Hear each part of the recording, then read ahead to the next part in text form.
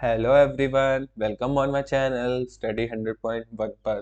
तो आज हम पढ़ने वाले हैं मध्यकालीन भारत के इतिहास को, जिसमें हमारा टॉपिक होने वाला है मुगल साम्राज्य। तो हम मुगल साम्राज्य के टॉपिक में तीन साम्राज्य के राजाओं के बारे में पढ़ने वाले हैं, जिसमें बाबर, हुमायूं और अकबर को मैंने इस वीडियो में कवर किया है।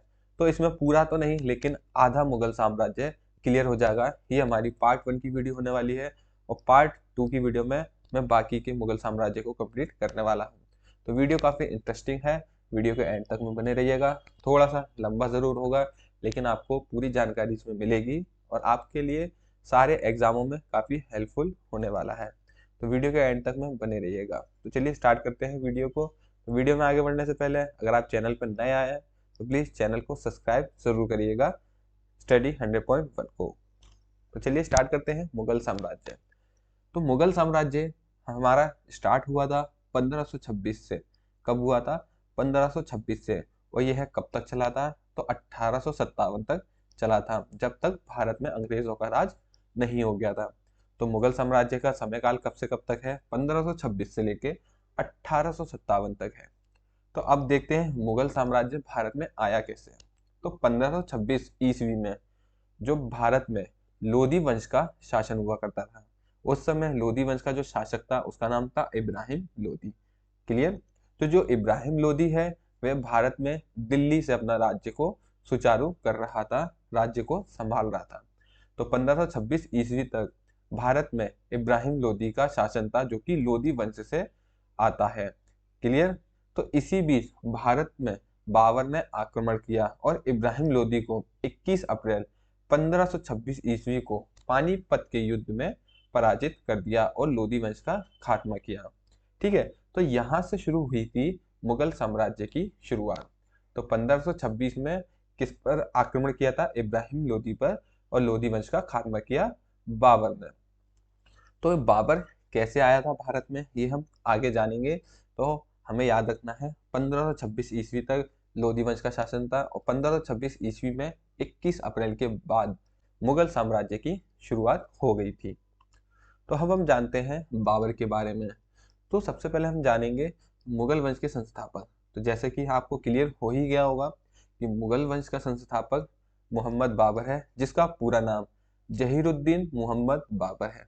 याद रखिएगा, बाबर का पूरा नाम जहीरुद्दीन मोहम्मद बाबर है। बाबर का जन्म 14 फरवरी 1483 ईस्वी को हुआ था। स्थान था फरगना के उज्बेकिस्तान में। ठीक है, ये अफगानिस्तान वाला क्षेत्र पड़ता है, तो याद रखना है आपको। पिता है उमर शेख मिर्जा, जो कि तैमूर वंश से अपना संबंध रखते थे, और माता का नाम है कुतलुग निगार खानुम, जो कि मंगोल वंशज थी। क्लियर? तो इनका थोड़ा सा जो शक्ल था वो थोड़ा सा चाइनीज देखने को मिलता है, क्योंकि इनकी माँ कैसी थी? मंगोल वंशज थी। तो सन 1494 ईस्वी में पिता की मृत्यु के बाद मात्र 11 वर्ष की उम्र में फरगना का शासक बना था बाबर। क्लियर?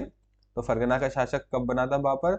1494 ईस्वी के बाद पिता की मृत्यु होने के बाद यह 11 वर्ष की उम्र में बाबर शासन बना था फरगना का। क्लियर? तो जो बाबर है उसके अब हम प्रारंभिक संघर्ष के बारे में पढ़ेंगे। तो 1494 ईस्वी में इसने समरकंद को जीतने का प्रयास किया था, और यह असफल रहा था। ये समरकंद अफगानिस्तान वाले क्षेत्र में ही पड़ता है। तो सबसे पहले इसने समरकंद को जीतने का प्रयास किया, लेकिन यह असफल रहा। फिर 1497 ईस्वी में पुनः आक्रमण कर समरकंद को जीता था, लेकिन अब इसने सिर्फ और सिर्फ 100 दिन के लिए उसे जीता था, और बाद में इसे खो दिया था। फिर 1501 ईस्वी में इसने पुनः समरकंद को जीता, लेकिन इस बार 8 महीनों के लिए जीता, और फिर वहां से इसे किसी न किसी वजह से भागना पड़ा था। उसके बाद 1504 ईस्वी में काबुल और गजनी को इसने जीत लिया था। कब जीता था काबुल और गजनी को? 1504 ईस्वी में। फिर 1507 ईस्वी में इसने पादशाह की उपाधि धारण की थी। पादशाह की उपाधि कब धारण की थी? 1507 ईस्वी में। वेरी वेरी इंपॉर्टेंट है ये लाइन कि बाबर ने पादशाह की उपाधि कब धारण की थी? तो 1507 ईस्वी में धारण की थी। तो 1511 ईस्वी में एक बार फिर इसने पुनः समरकंद पर आक्रमण किया और अपना अधिकार कर लिया। और 1512 ईस्वी में इसने पुनः से खो दिया था। इस कारण मध्य एशिया में असफलता के बाद बाबर ने भारत की ओर अग्रसित हुआ था। यानी मध्य एशिया में तो इसकी हार हो रही थी, उसके बाद इसने कहाँ का रुख किया? भारत की ओर रुख किया था।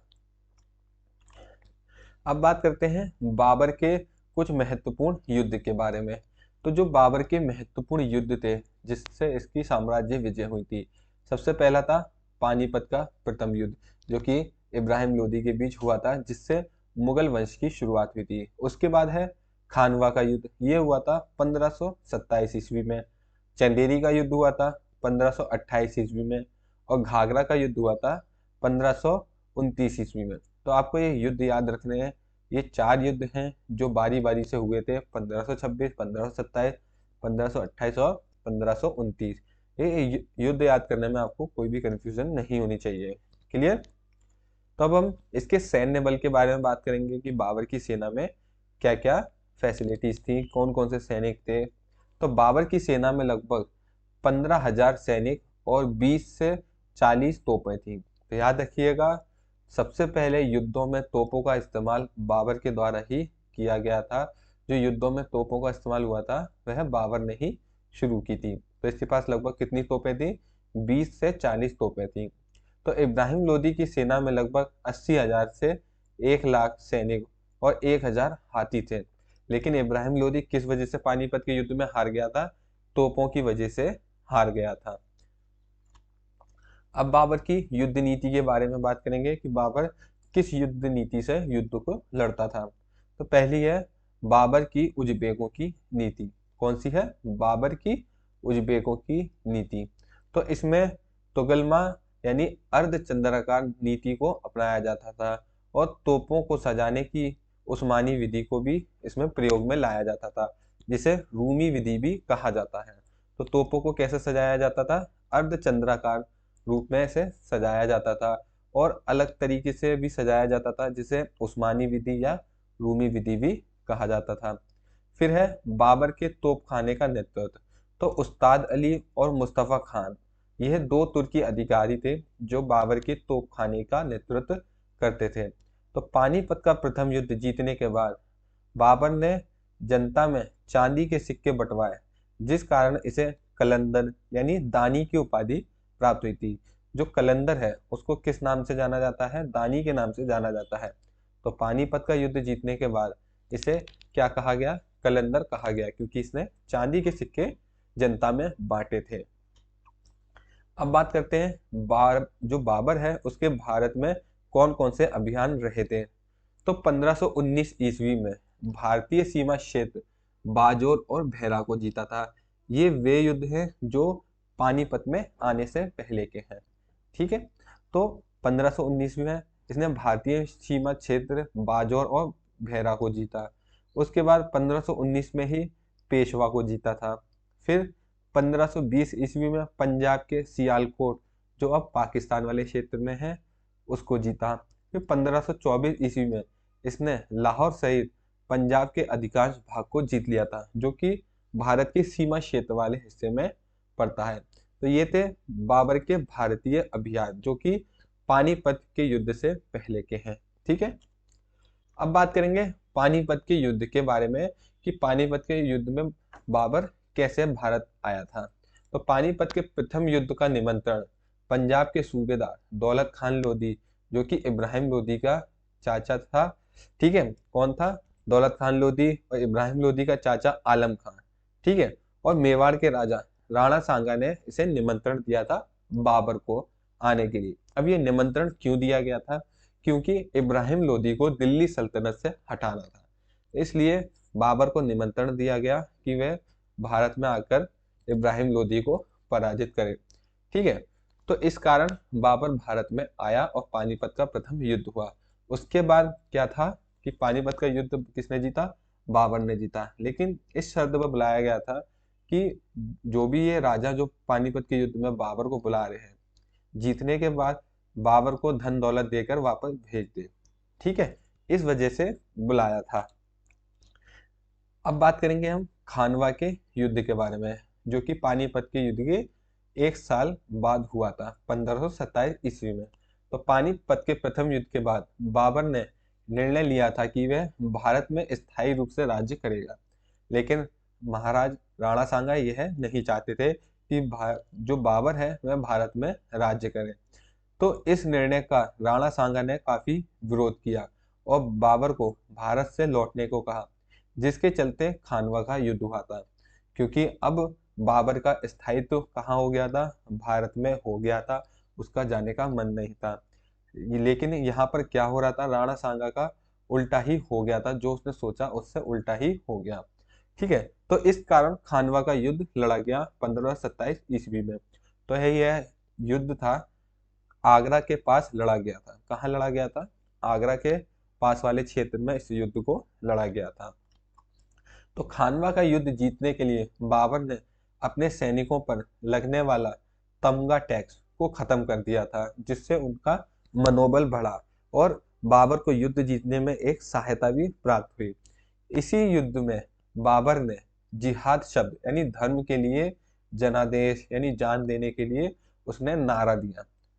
यानी जो जिहाद शब्द है वह 1527 में पहली बार अस्तित्व में आया। तो इस युद्ध में बाबर की जीत हुई, खानवा के युद्ध में बाबर की जीत हुई। और इस युद्ध के बाद बाबर ने गाजी की उपाधि धारण की थी। तो याद रखिएगा, बाबर ने गाजी की उपाधि कब धारण की थी? खानवा के युद्ध को जीतने के बाद।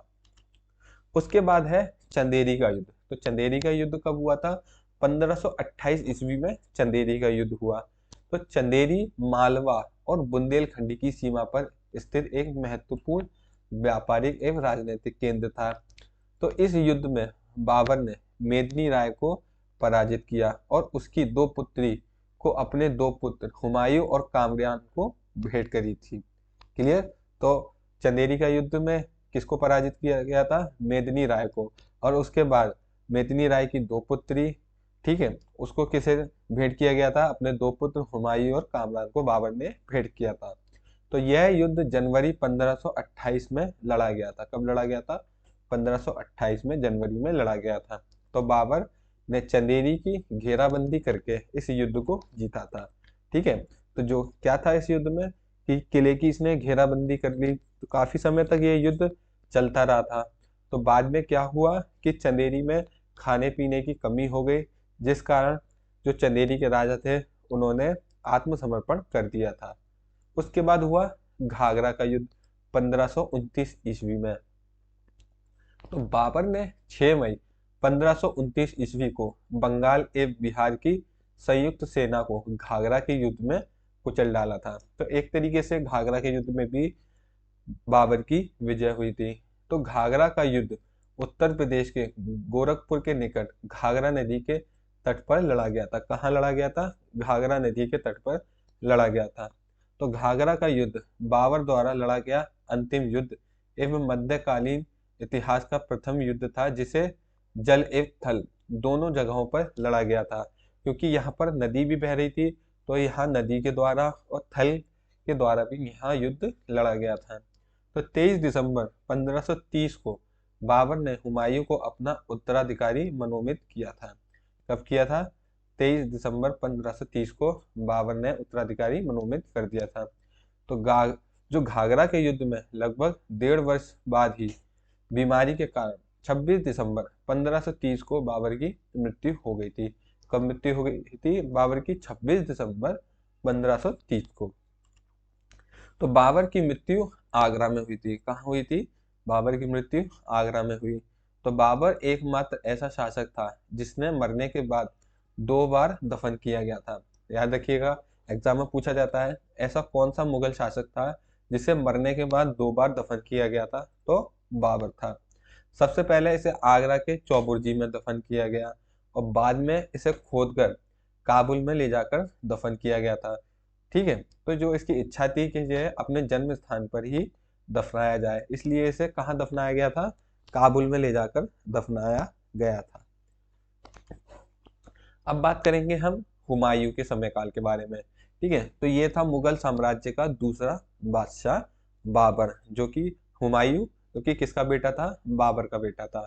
तो हुमायूं का पूरा नाम क्या था? नसरुद्दीन मोहम्मद हुमायूं था। क्या था इसका पूरा नाम नसरुद्दीन मोहम्मद हुमायूं। तो जो हुमायूं था, इसे 2 बार मुगल साम्राज्य पर राज किया। पहला तो था 1530 से लेकर 1540 तक, फिर उसके बाद था 1555 से लेकर 1556। तो जो 1540 से लेकर 1555 के बीच के समय है, इसमें शेर शाह सूरी का आगमन हुआ था, जिसने हुमायूं को पराजित करके मुगल साम्राज्य में अपना अधिकार कर लिया था। लेकिन बाद में क्या था कि हुमायूं ने इसे फिर से अपने अधीन कर लिया था। तो ये था इसके 2 बार शासन करने का राज। तो अब हम चलिए हुमायूं को जानते हैं। तो हुमायूं का जन्म हुआ था 1508 ईस्वी को काबुल में। पिता का नाम था बाबर, जो कि मुगल साम्राज्य का संस्थापक है, और माता का नाम माहम बेगम था। हुमायूं की माता का नाम क्या था? माहम बेगम। तो कम आयु में जब हुमायूं 12 वर्ष का था, तो उसे बाबर ने बदखशां की उपाधि दी और उसे वहां का सूबेदार भी बना दिया था। तो बदखशां का सूबेदार किसे बनाया गया था? हुमायूं को बनाया गया था। तो बाबर द्वारा किए गए भारत में कई युद्धों में हुमायूं ने बाबर के साथ सूबेदार के रूप में भाग लिया था। ठीक है। तो बाबर जो था, हुमायूं को काफी युद्धों में ले जाया करता था और एक सूबेदार के रूप में उसे ले जाया करता था। ठीक है। तो बाबर की मृत्यु से पहले ही हुमायूं को उसने अपना उत्तराधिकारी बना दिया था। याद रखिएगा, बाबर की मृत्यु से पहले ही उसने अपना बेटे हुमायूं को उत्तराधिकारी बना दिया था। तो बाबर की मृत्यु के पश्चात 1530 ईस्वी में आगरा में हुमायूं का राज्याभिषेक हुआ था। कब हुआ था इसका राज्याभिषेक? 1530 में इसका राज्याभिषेक हुआ था। तो अपने पिता बाबर की इच्छा के अनुसार हुमायूं ने अपने राज्य का बंटवारा अपने भाइयों में कर दिया था। ठीक है। तो जो बाबर की इच्छा थी कि वह राज्य का बंटवारा अपने भाइयों में समान रूप से करे, तो हुमायूं ने उसका बंटवारा अपने भाइयों में कर दिया था। तो जो साम्राज्य का बंटवारा था वह किस प्रकार हुआ, चलिए जानते हैं। तो कामरान को कौन सा क्षेत्र दिया था? काबुल और गांधार वाला दिया था। अस्करी को दिया था संभल वाला क्षेत्र। हिंदल था, उसको दिया मेवाड़ वाला क्षेत्र। और सुलेमान मिर्जा उसको क्या दिया? बदखशां वाला क्षेत्र, जो कि हुमायूं उसका पहले सूबेदार था। जो सुलेमान मिर्जा है, यह इसका है चचेरा भाई था हुमायूं का। ठीक है। तो क्लियर हो गया होगा कि साम्राज्य का बंटवारा किस प्रकार किया गया। तो हुमायूं को आगरा की गद्दी पर बैठते ही कई परेशानियों का सामना करना पड़ा था। अब ये परेशानी कौन कौन सी थी? मोस्ट इंपॉर्टेंट है इसमें अफगानी समस्या, कमजोर सैन्य व्यवस्था और हुमायूं के भाई। ठीक है। उसके बाद तो कई सारी इसमें परेशानियां थी, जैसे असंगठित साम्राज्य, रिक्त राजकोष, बाबर के संबंधी, बिहार के अफगानी, गुजरात के शासक, बंगाल के शासक और व्यक्तिगत दुर्बलता। ये हुमायूं के सामने काफी परेशानी आई थी। तो चलिए इन तीनों परेशानियों को जानते हैं। तो सबसे पहली है अफगानी समस्या। तो उस समय दिल्ली पर महमूद लोदी खुद को दिल्ली का वास्तविक शासक मानता था। तो अफगानों में सबसे महत्वपूर्ण कौन था? शेर शाह था, जो कि बाद में हुमायूं के लिए सबसे बड़ी समस्या बना था। तो यही शेर शाह आगे क्या बन गया था? शेर शाह सूरी बन गया था। फिर है दूसरी सैन्य व्यवस्था। तो राजकोष खाली होने के कारण सैन्य शक्तियों में गिरावट आने लग गई थी। जो भी राज्य का खजाना था वह धीरे धीरे क्या हो रहा था? खत्म हो रहा था, जिस कारण लोग सेना से नौकरी छोड़ रहे थे और सैन्य व्यवस्था गिरती जा रही थी। तो ये था इसकी सैन्य व्यवस्था की दिक्कत। फिर है हुमायूं के भाई। तो हुमायूं ने अपने भाइयों के साथ उदारता का व्यवहार किया, लेकिन बदले में उसे उदारता नहीं मिली और अपने साम्राज्य को सभी में बांट दिया। परंतु ऐसा करने के बाद उसके भाइयों ने हुमायूं का साथ नहीं दिया था। जो भी युद्ध लड़े गए बाद में, तो उसके भाइयों ने हुमायूं का साथ नहीं दिया था। ठीक है। तो हुमायूं द्वारा लड़े गए युद्धों को जानते हैं। तो इसमें है सबसे पहला कलिंजर पर आक्रमण। तो हुमायूं ने सबसे पहले किस पर आक्रमण किया था? 1531 में कलिंजर के किले पर आक्रमण किया था। तो यह हुमायूं द्वारा किया गया पहला सैन्य अभियान था। उस समय कलिंजर का शासक प्रताप रुद्रदेव था। कौन था? कलिंजर का शासक प्रताप रुद्रदेव था। तो हुमायूं द्वारा 1 महीने तक किए गए इस अभियान में किले की घेराबंदी की गई, परंतु उसे जीत ना सका। उसने प्रताप रुद्रदेव के साथ संधि कर ली। ठीक है, इस युद्ध को वह जीत तो नहीं सका था, लेकिन उसने क्या किया था, प्रताप रुद्रदेव के साथ संधि कर ली थी। इस समय अफगान का शासक महमूद लोदी बिहार से जौनपुर की ओर बढ़ रहा था। इसी के चलते हुमायूं प्रताप रुद्रदेव से धन लेकर वापस जौनपुर लौट गया था, क्योंकि एक तरफ क्या था कि वह कलिंजर पर आक्रमण कर रहा था और दूसरी तरफ क्या हो रहा था कि बिहार साइड से महमूद लोदी जौनपुर की ओर आगे बढ़ रहा था। तो हुमायूं ने सिर्फ धन लेकर वापस जौनपुर की ओर लौट गया था। फिर हुआ दोहरिया का युद्ध। दोहरिया का युद्ध हुआ 1532 ईस्वी में। तो दोहरिया का युद्ध हुमायूं और महमूद लोदी के बीच लड़ा गया, जिसमें महमूद लोदी की हार हुई थी। याद रखिएगा, महमूद लोदी की हार हुई थी दोहरिया के युद्ध में। उसके बाद चुनार का प्रथम घेरा किया गया 1532 ईस्वी में। तो चुनार के किले पर शेर खां का शासन था। तो हुमायूं ने इस किले की 4 महीने तक घेराबंदी की, परंतु वह इसे भी जीत नहीं सका। तो शेर खां बाद में युद्ध लड़ने की स्थिति में नहीं था और उसने हुमायूं के साथ संधि कर ली थी। तो अब उसमें क्या था, जब यह किले की घेराबंदी कर लेते थे तो ये तो किले के बाहर हुआ करते थे, लेकिन किले के अंदर जो भी राजा युद्ध लड़ता था, तो किले की घेराबंदी होने के कारण जो भी खाने पीने की व्यवस्था होती थी वह सब खत्म हो जाया करती थी, जिस कारण राजा को सेना के साथ क्या करना पड़ता था, संधि करनी पड़ती थी। फिर है मालवा एवं गुजरात पर आक्रमण। तो यह कब किया था इसने, 1534 से 1535 के बीच में किया था।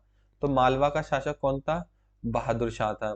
तो हुमायूं के आक्रमण के डर से बहादुर शाह भाग गया था और हुमायूं से आसानी से मालवा और गुजरात पर अपना अधिकार कर लिया था।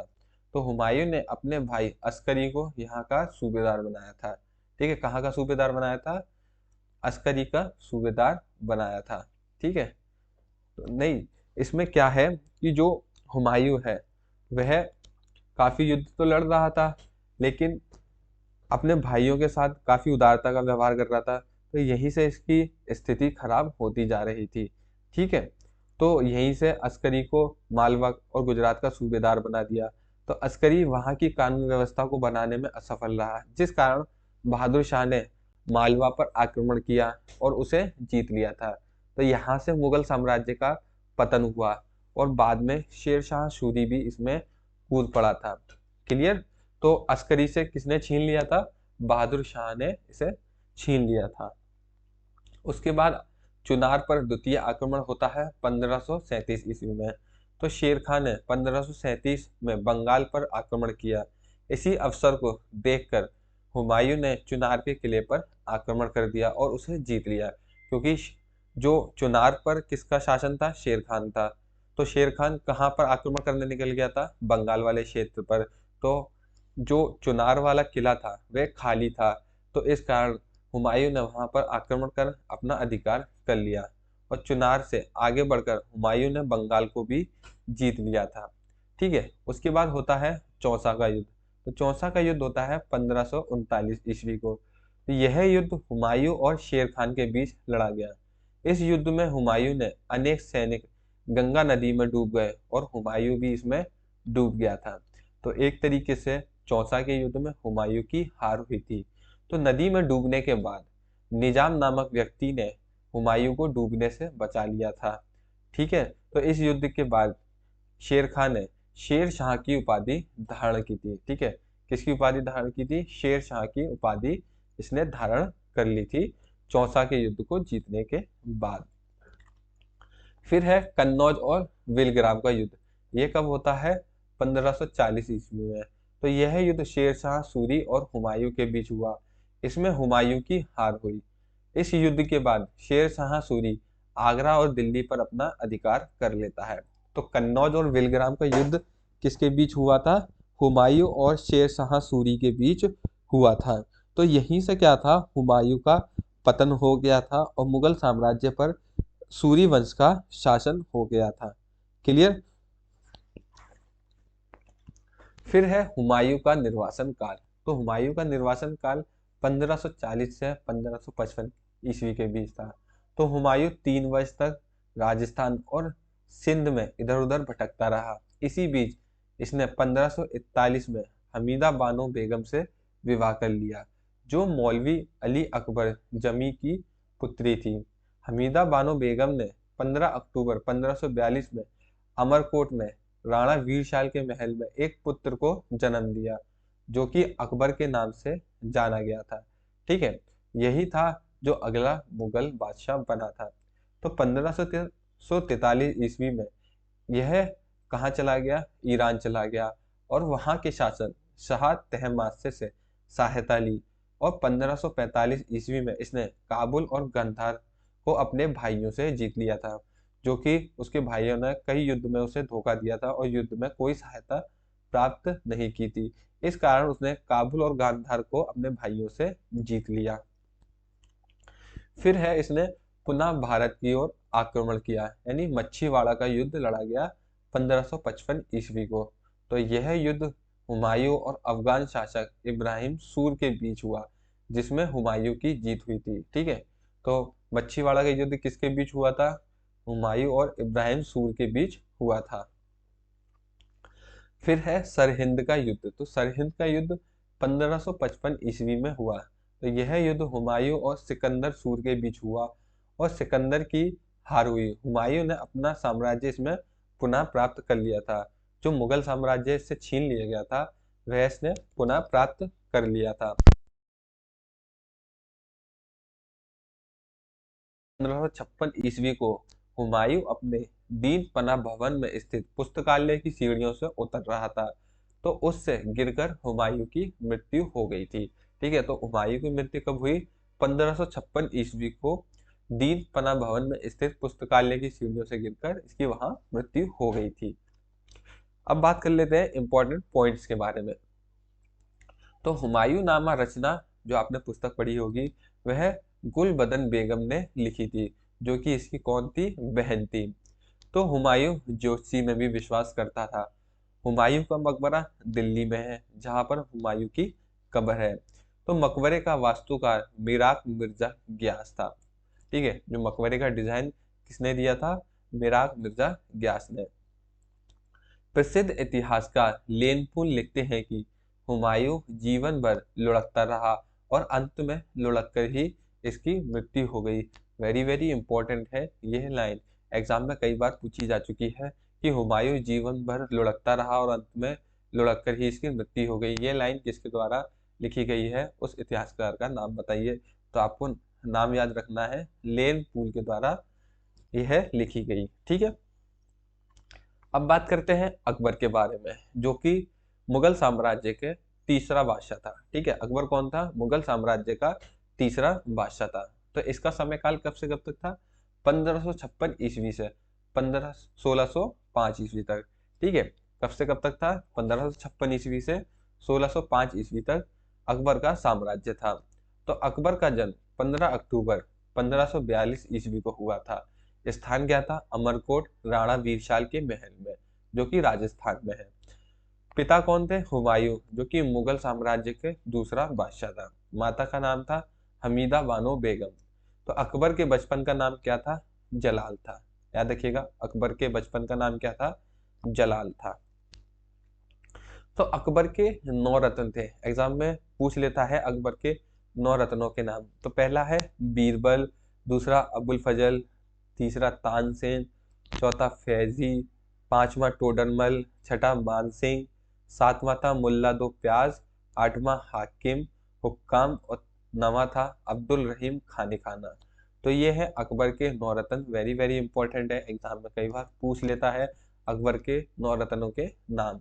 ठीक है, तो अब बात करते हैं अकबर के बारे में। तो हुमायूं की मृत्यु के बाद अकबर का राज्याभिषेक कालने, ठीक है, नामक स्थान पर 14 फरवरी 1556 ईस्वी को हुआ। तो अकबर का संरक्षक बैरम खान था। अकबर का संरक्षण कौन था? बैरम खान था, जिसकी शिक्षा दीक्षा में अकबर ने अपना युद्ध नीति को सीखा था। ठीक है, तो अकबर का संरक्षण 1556 से 1560 तक किया। बैरम खान ने अकबर का संरक्षण कब से कब तक किया? 1556 से 1560 तक। राज्याभिषेक के दौरान उसका सिर्फ पंजाब के कुछ ही हिस्सों पर वास्तविक नियंत्रण था। जब अकबर ने राज्य को संभालना शुरू किया था तो उसका जो नियंत्रण था वह पंजाब के कुछ ही हिस्सों पर था। दिल्ली और आगरा में अकबर की उपस्थिति न होने के कारण हेमू ने आगरा पर अपना अधिकार कर लिया था। क्योंकि जो मुगल साम्राज्य का बादशाह था अकबर, वह राजस्थान और पंजाब वाले क्षेत्र में था, तो आगरा खाली होने के कारण हेमू ने उस पर अपना अधिकार कर लिया था। तो हेमू था वह बादशाह आदिल शाह का सेनापति था। कौन था? बादशाह आदिल शाह का सेनापति था। तो अकबर ने आगरा और दिल्ली पर अपना अधिकार करने के लिए हेमू पर आक्रमण किया, जिसे पानीपत का द्वितीय युद्ध कहा गया। ठीक है, तो पानीपत का द्वितीय युद्ध किसके बीच लड़ा गया था? तो यह हेमू और अकबर के बीच लड़ा गया था। तो पानीपत का द्वितीय युद्ध 5 नवंबर 1556 को अफगान शासक बादशाह आदिल शाह के सेनापति हेमू के बीच लड़ा गया था। ठीक है, तो अकबर के पास हेमू की तुलना में कम सैन्य बल था, जिसमें हेमू के पास 1500 हाथी थे, यानी अकबर की सेना कम थी हेमू के मुकाबले। तो प्रारंभ में सफलता तो किसको मिल रही थी? हेमू को मिल रही थी, परंतु दुर्भाग्य से जो एक तीर था हेमू की आंख में जाकर लग गया और उसने पूरे युद्ध को पलट दिया था। तो पानीपत के दूसरे युद्ध में अकबर की विजय हुई, जिससे अकबर का दिल्ली और आगरा पर अधिकार हो गया था। तो इसी युद्ध के बाद क्या था कि हेमू को पराजित किया और दिल्ली और आगरा पर हेमू का अधिकार हुआ। तो इस युद्ध के बाद मुगल और अफगानों के बीच संघर्ष समाप्त हो गया था, यानी उस समय अफगानियों का भी भारत पर शासन था, लेकिन पानीपत के द्वितीय युद्ध के बाद अफगानों के बीच मुगलों का संघर्ष था वह समाप्त हो गया था। तो अकबर ने दिल्ली से फरमान जारी किया कि जिसने बैरम खान को पद से निरस्त कर दिया था। ठीक है, अकबर ने क्या किया था? दिल्ली से एक फरमान जारी किया जिसमें बैरम खान को पद से निरस्त कर दिया था और हज पर जाने का आदेश दिया था। ऐसा इसने इसलिए किया था क्योंकि कुछ षड्यंत्रकारियों ने अकबर को कहा कि बैरम खान आपके विरुद्ध कुछ षड्यंत्र रच रहा है, जिससे उसने शक के दायरे में होकर बैरम खान को निरस्त कर दिया और हज पर जाने का आदेश दे दिया था। तो बैरम खान पहले तो इस फैसले से सहमत था, बाद में उसने फैसला बदल दिया क्योंकि उसे अकबर के बर्ताव में परिवर्तन दिख रहा था और इससे इनकार कर दिया, यानी हज पर जाने से उसने इनकार कर दिया और अकबर के विरोध में उतर आया था। बाद में उसने अकबर की सेना से युद्ध भी किया, जिसमें बैरम खान की हार हुई, लेकिन अकबर ने उसे क्या कहा? पुनः मक्का जाने को कहा, लेकिन वह फिर भी नहीं गया। लेकिन रास्ते में वह इधर उधर भटक रहा था, तो उसने क्या किया था? मक्का जाने का फैसला कर लिया। तो मक्का के रास्ते में 1561 में पाटन नामक स्थान पर एक लोहानी अफगानी, जो कि इसका नाम क्या था? मुबारक खान था, उसने बैरम खान की हत्या कर दी थी मक्का जाते समय। ठीक है, तो बैरम खान का इसमें अंत हुआ। अब बात करते हैं पर्दा शासन और पेटीकोट शासन के बारे में। तो 1560 के बीच अकबर के शासन पर उसके हरम दल की स्त्रियों और धाय महम मंगा के पुत्र आदम खां का काफी प्रभाव था। तो 4 वर्ष के इस शासन का पर्दा शासन के नाम से जाना गया। तो जो यह पर्दा शासन था वह कितने वर्ष तक चला था? 4 वर्षों तक चला था। तो 1561 में मालवा के युद्ध में आदम खान ने लूटे हुए धन का अधिकांश भाग अपने पास रख लिया था। तो अकबर को पता चलने के बाद उसने उसे मृत्यु दंड दे दिया था।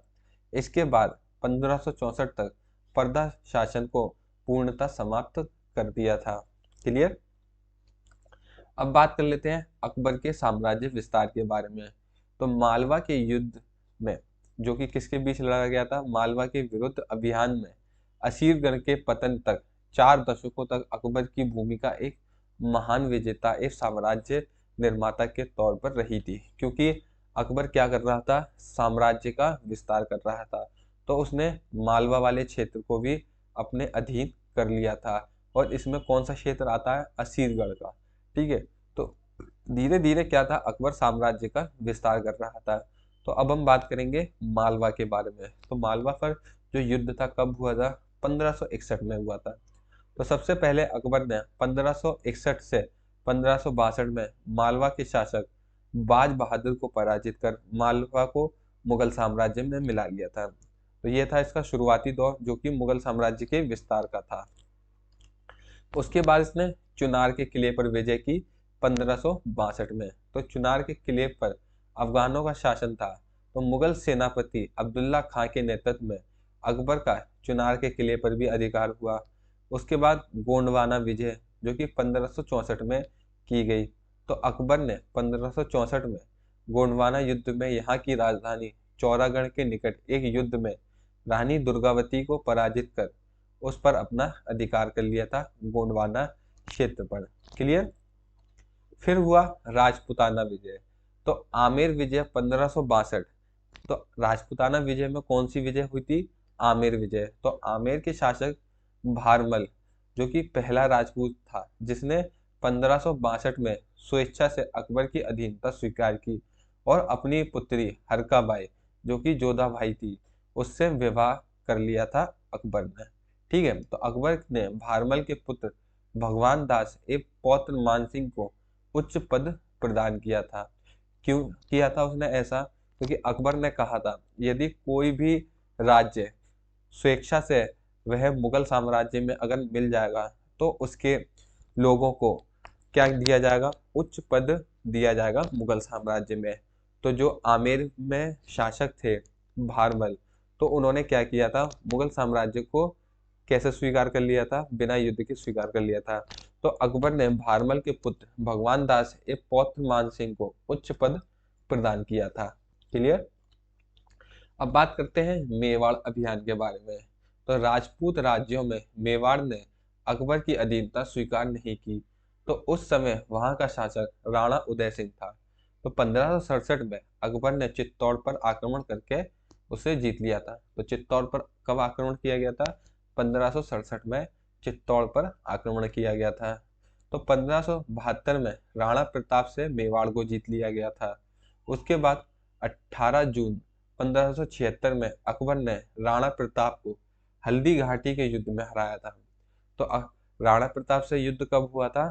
1576 18 जून को हुआ था, जिसे हल्दी घाटी के युद्ध से जाना गया था। क्लियर। उसके बाद बात करते हैं अकबर की अन्य अभियान के बारे में। तो अन्य अभियानों में से है गुजरात पर विजय। तो गुजरात पर कब विजय हुई थी? 1572 में। बिहार बंगाल पर विजय भी की, जिसमें उसके बाद काबुल, कश्मीर, सिंध, बलूचिस्तान और गांधार पर विजय की। ये काबुल, कश्मीर, सिंध, बलूचिस्तान और गांधार, ये कौन सा वाला क्षेत्र देखने को मिलता है हमें? पाकिस्तान वाला क्षेत्र देखने को हमें मिलता है।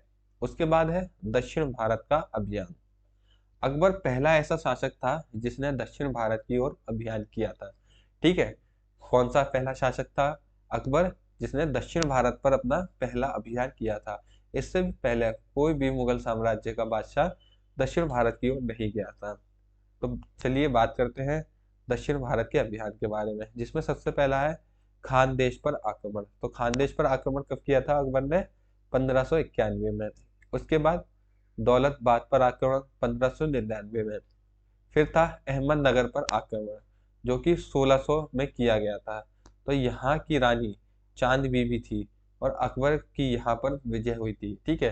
तो अहमदनगर की रानी कौन थी? चांद बीबी थी। तो यहाँ पर भी अकबर का साम्राज्य हो गया था। उसके बाद है असीरगढ़ पर आक्रमण। तो यहाँ पर आक्रमण कब किया गया था? 1601 में यहाँ पर अकबर का आक्रमण हुआ और यह अकबर का अंतिम अभियान भी था। ठीक है। असीरगढ़ यानी दक्षिण भारत में कौन सा अभियान था इसका आखिरी? असीरगढ़ पर आक्रमण। अब बात करते हैं अकबर की मृत्यु के बारे में। तो असीरगढ़ के बाद अकबर की मृत्यु 15 अक्टूबर के समय में ही 1605 ईस्वी में इसकी मृत्यु हो गई थी। तो अकबर की मृत्यु कब हुई? अक्टूबर 1605 ईस्वी में हो गई। उसे आगरा के बाद सिकंदरा के किले में दफनाया गया था। तो जो अकबर की कब्र है आगरा में सिकंदरा किले में दफन है। और अकबर के बाद पुत्र सलीम जो जहांगीर के नाम से प्रसिद्ध हुआ था, अगला मुगल बादशाह बना था। तो मुगल साम्राज्य का अगला बादशाह कौन था? जहांगीर। जिसका पहला नाम क्या था, सलीम था। ठीक है, तो जो जहांगीर नाम था किसके द्वारा दिया गया था, अकबर के द्वारा ही दिया गया था। तो ये था मुगल साम्राज्य के तीनों बादशाह, बाबर, हुमायूं और अकबर। उम्मीद है आपको पूरी नॉलेज इससे मिल गई होगी और वीडियो भी आपको काफ़ी अच्छा लगा होगा। अगर वीडियो अच्छा लगा हो तो प्लीज़ लाइक कीजिए, कमेंट कीजिए और चैनल को ज़रूर सब्सक्राइब कीजिएगा। धन्यवाद।